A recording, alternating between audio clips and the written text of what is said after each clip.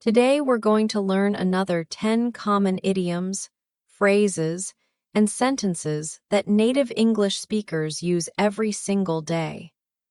These expressions are super useful, and I promise by the end of this video, you'll understand exactly what these expressions mean and how to use them naturally in your own conversations. Here's how you can get the most out of this video. First, listen while reading the subtitles. This will help you catch every word and follow along more easily. Then, play the video again and try to repeat the sentences out loud, but this time without reading the subtitles. This will really help you improve your pronunciation, listening, and speaking skills. Don't forget to pause and write down any new expressions you like. That way, you can remember and review them later. This is a great way to boost your listening, reading, and speaking, all at the same time. This lesson is a fun and simple way to improve your English step by step. Before we dive in, if you're finding this helpful, please hit the like button and subscribe. It helps a ton, and I really appreciate your support. All right, let's get started with our first expression. Number 1, don't be coy. This expression is something you might hear when someone is being a little shy or not telling the whole truth about something. When someone says, don't be coy, they mean stop being shy, stop pretending you don't know something, or just be honest about what you're really thinking. It's like when your friend is obviously excited about something, but they're trying to act like it's no big deal.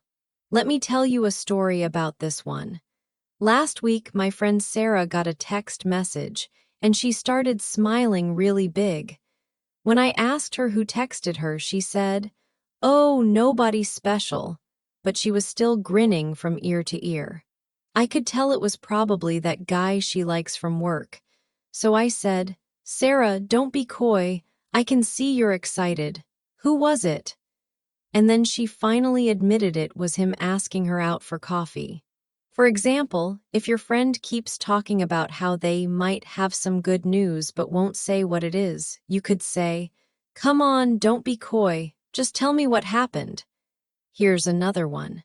"I know you're excited about your job interview tomorrow.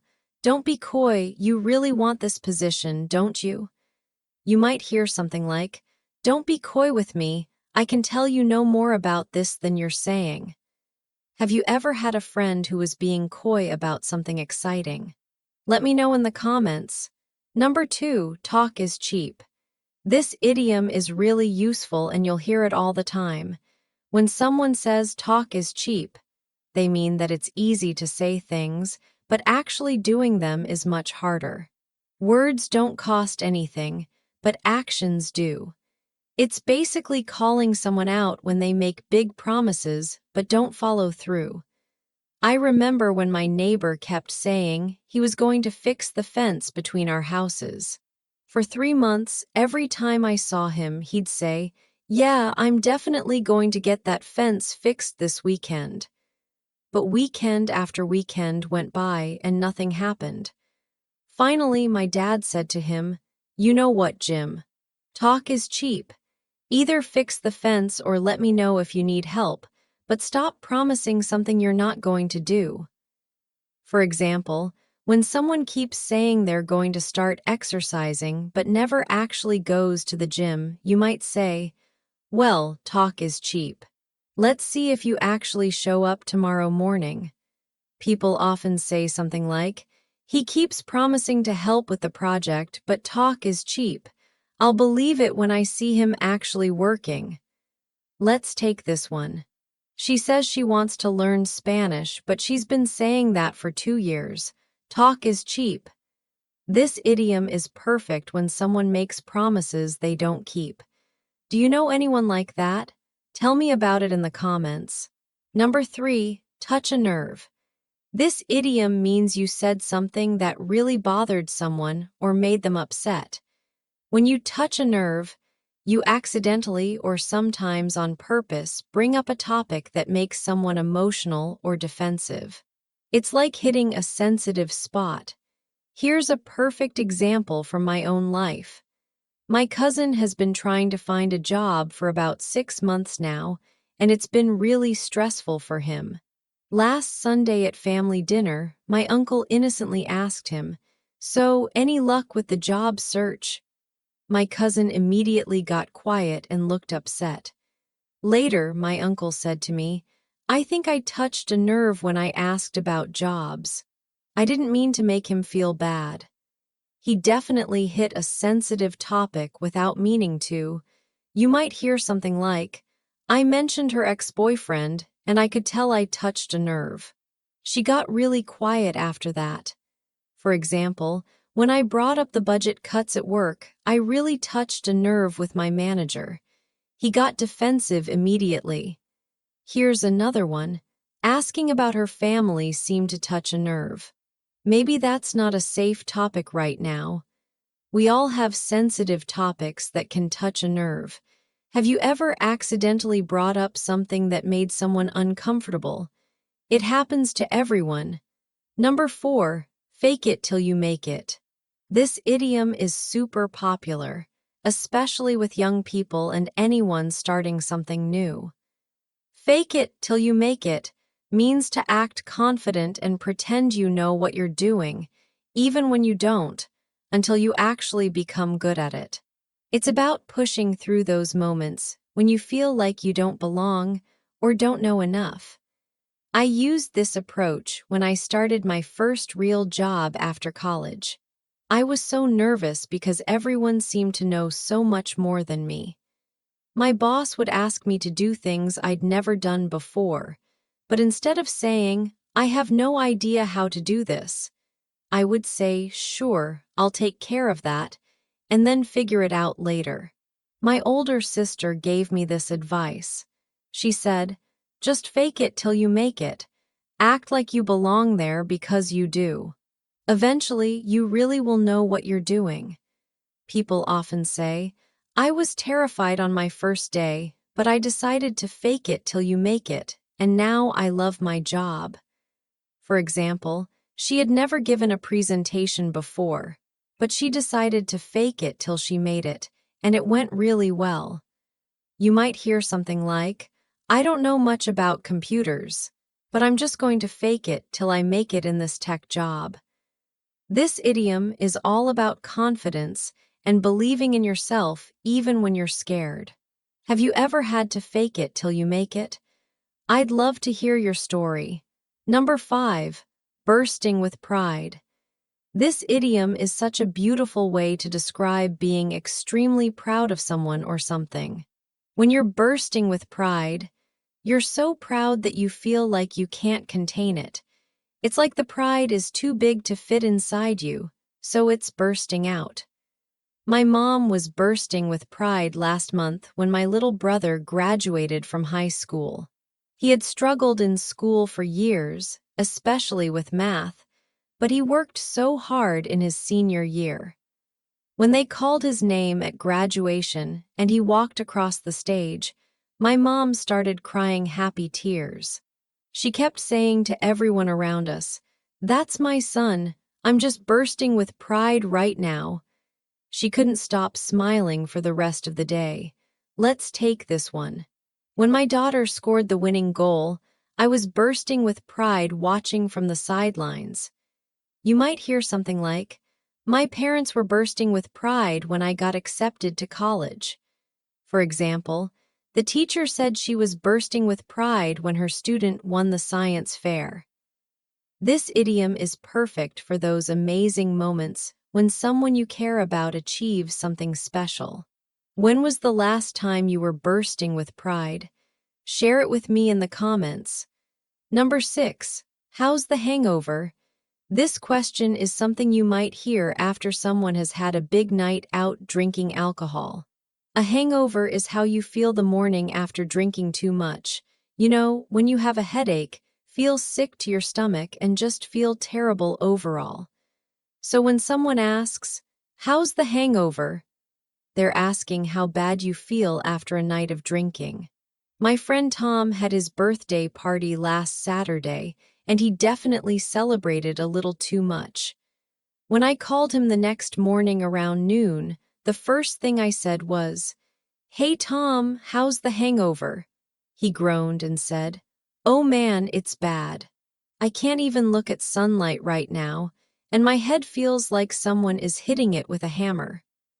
We both laughed about it because we've all been there before. For example, if your friend went to a wedding and you know they probably drank champagne all night, you might text them the next day. "How's the hangover? Did you survive the wedding?" People often say something like, "I saw your Instagram stories from last night. How's the hangover today?" You might hear, "You were dancing on tables at 2 a.m. How's the hangover treating you?" This question is a fun way to check in on someone after a party or celebration. Have you ever had to ask someone this question, or has someone asked you? Let me know in the comments. Number 7. I can't afford it. This sentence is probably one of the most common expressions you'll hear native speakers use when talking about money. When someone says, "I can't afford it," they mean they don't have enough money to buy something, or they have the money, but spending it would be a problem for their budget. It's a polite way to say something costs too much for your situation. Just last week, my friend Lisa and I were walking through the mall, and she saw this gorgeous leather jacket in a store window. She tried it on and it looked amazing on her, but when she saw the price tag, she sighed and said, "I love it, but I can't afford it right now. I need to save money for my car payment." It was $300, which would have been her entire grocery budget for the month. You might hear something like, "I really want to go on that vacation with you guys, but I can't afford it this year." For example, "My kids want the expensive brand name shoes, but I told them I can't afford it right now." People often say, "I'd love to eat at that fancy restaurant, but honestly, I can't afford it." This expression is super useful and very common in everyday conversation. Money is something everyone has to think about. What's something you really want but can't afford right now? Tell me in the comments. Number 8, hard work paid off. This sentence is such a satisfying expression to use and hear. When someone says, "hard work paid off," they mean that all the effort, time, and energy they put into something finally gave them good results. It's like saying their hard work was worth it because they achieved their goal. I love this story about my neighbor's daughter. She wanted to get into a really competitive college, so for 2 whole years, she studied every single day after school, joined extra activities, and even got a part-time job to show she was responsible. When she finally got her acceptance letter, her mom called me, crying happy tears, and said, "All her hard work paid off. She got in." Seeing her daughter's face when she opened that letter was just magical.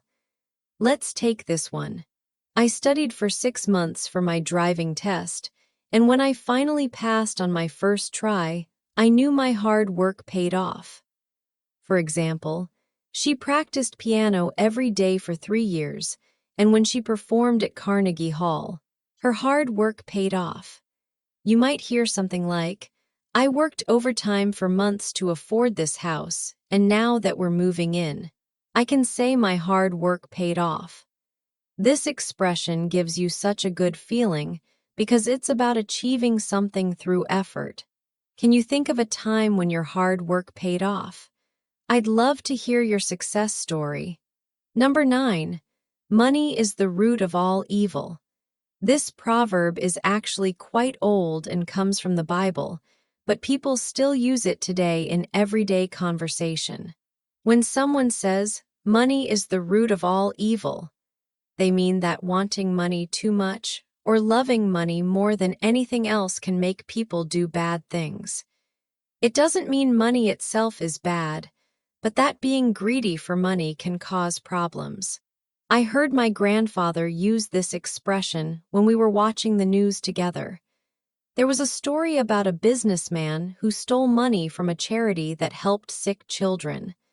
My grandfather shook his head and said, "See, money is the root of all evil." That man had plenty of money already, but he wanted more, and look what he did to those poor kids. He was showing how the love of money made someone do something terrible. People often say something like, "I don't understand why he cheated his best friend out of money. I guess money is the root of all evil." You might hear, "She used to be such a nice person, but ever since she got rich, she's changed." Money is the root of all evil, I suppose. For example, when families fight over inheritance after someone dies, it just proves that money is the root of all evil. This proverb makes you think about what's really important in life. Do you agree that money is the root of all evil, or do you think it depends on the person? Let me know your thoughts in the comments. Number 10, have it your way. This phrase means to let someone do exactly what they want, even if you don't agree with them. When you say, "have it your way," you're basically giving up on arguing and letting the other person make the decision. Sometimes it's said in a friendly way, and sometimes it's said when you're a little frustrated. You might recognize this phrase from Burger King's old advertising slogan, but people use it in regular conversation all the time. Last weekend, my brother and I were planning our mom's birthday dinner. I wanted to take her to a nice Italian restaurant, but he insisted on making dinner at home. We went back and forth for about 10 minutes, and finally I said, "Fine, have it your way. We'll cook at home." As it turned out, the homemade dinner was actually really special, and Mom loved it. For example, if your friend insists on watching a movie you don't like, you might say, "Okay, have it your way. We'll watch the scary movie, but don't blame me if I hide behind a pillow." You might hear something like, "I told him the blue shirt looked better, but he wanted the red one. So I said, have it your way." People often say, "I tried to give her advice, but she wouldn't listen." Fine, have it your way. This phrase is useful when you want to end an argument peacefully. Have you ever had to say, "have it your way" to someone? How did it work out? Let's recap what we learned today. We covered 10 super useful expressions that native speakers use all the time. We learned about "don't be coy" when someone is being shy about something exciting. "Talk is cheap" reminds us that actions matter more than words. "Touch a nerve" is when you accidentally upset someone by bringing up a sensitive topic. "Fake it till you make it" is about acting confident until you really become confident. "Bursting with pride" describes that amazing feeling when you're extremely proud of someone. "How's the hangover" is a funny way to check on someone after they had too much to drink. "I can't afford it" is the most common way to talk about not having enough money for something. "Hard work paid off" celebrates when effort leads to success.